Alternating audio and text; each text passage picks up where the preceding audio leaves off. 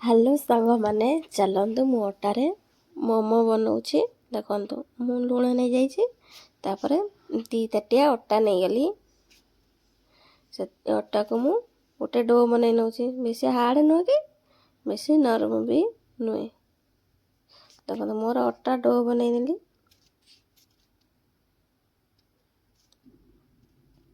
ତାପରେ ମୁଁ ତେଲ ଦେଇକି ତାକୁ ମୁଁ ଘୋଡ଼େଇ ନେବି। ଦେଖନ୍ତୁ, ମୁଁ ବନ୍ଧାକୋବି, ଗାଜର, ସୋୟାବଡ଼ି ଚପ୍ କରିନେବି।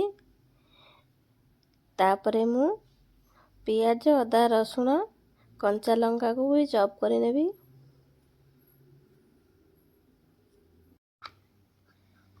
ଦେଖନ୍ତୁ, ମୁଁ ବନ୍ଧାକୋବି ବି ଚପ୍ କରିନେଲି। ତାର ଗାଜର, ସୋୟାବଡ଼ିକି ବି ଚପ୍ କରି ନେଇଯାଉଛି।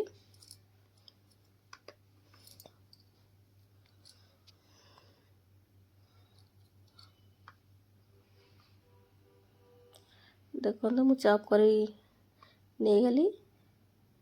ତାର ଅଦା, ରସୁଣ, ପିଆଜ, କଞ୍ଚା ଲଙ୍କା ବି ସେମିତି ଚପ୍ କରିନେବି।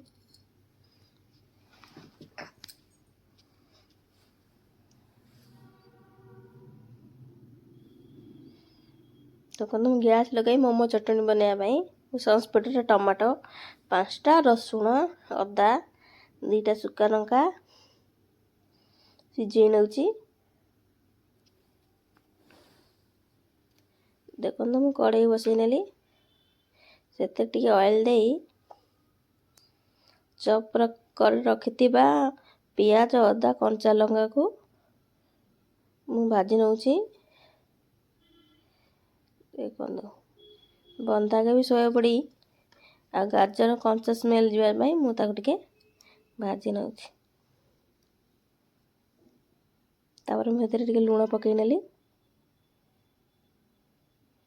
ଦେଖନ୍ତୁ, ମୋ ମୋମୋ ଷ୍ଟଫିଂ ରେଡ଼ି ହେଇଗଲା। ମୁଁ ତାକୁ କାଢ଼ି ନେଉଛି। ଦେଖନ୍ତୁ, ମୋ ଚଟଣି ପାଇଁ ଯେଉଁ ସିଝେଇ ରଖିଥିଲି ଟମାଟୋ, ଅଦା, ରସୁଣ, ଶୁଖା ଲଙ୍କାକୁ ମୁଁ ଛଡ଼େଇ ନେଉଛି। ଟମାଟୋ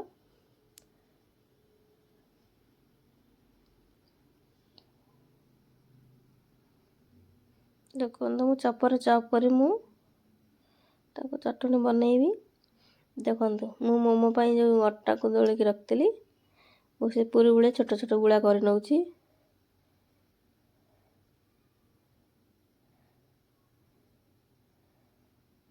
ଦେଖନ୍ତୁ, ମୁଁ ଅଟା ମୋମୋ କେମିତି ବନାଉଛି। ମୋତେ ମୋମୋ ଭଲସେ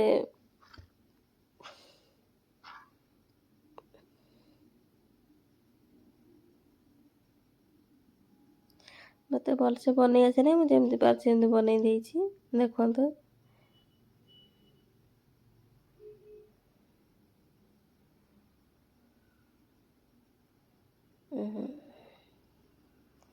ମୁଁ ଏମିତି ସବୁ ଅଟା ବେଲିକି ମୋମୋ ବନେଇ ନେଲି। ଦେଖନ୍ତୁ, ସେ ଗୋଟେ ଚପରରେ ସବୁ ଟମାଟୋ ସିଝା, ଅଦା, ରସୁଣ, ଶୁଖିଲା ଲଙ୍କା ଚପର ଚପ୍ କରି ମୁଁ ଚଟଣି ବନେଇ ନେଉଛି। ଦେଖନ୍ତୁ, ସେଥିରେ ଟିକେ ଅଳ୍ପ ପାଣି ଦେଇଦେଲି।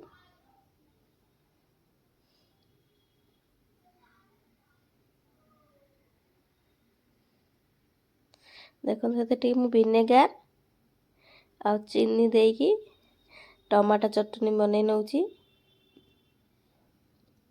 ମୋମୋ ଚଟଣି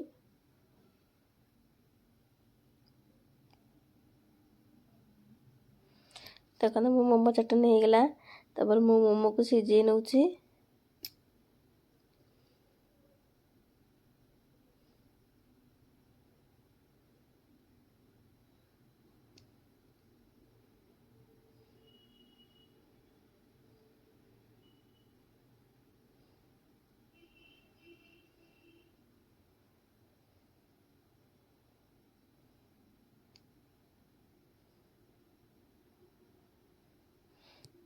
ଦେଖନ୍ତୁ, ମୁଁ 15 ମିନିଟ୍ ଯାଏଁ ତାକୁ ସିଝେଇ ନେଉଛି।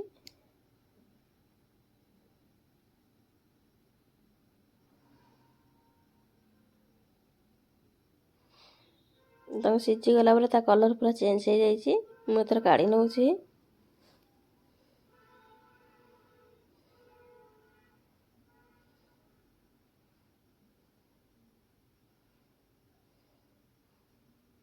ଦେଖନ୍ତୁ ମୋ ମୋମୋ ଆପଣଙ୍କୁ ଅଟା ମୋମୋ କେମିତି ଲାଗିଲା ଲାଇକ୍ ସେୟାର କମେଣ୍ଟ କରିବେ। ରହିଲି, ନମସ୍କାର।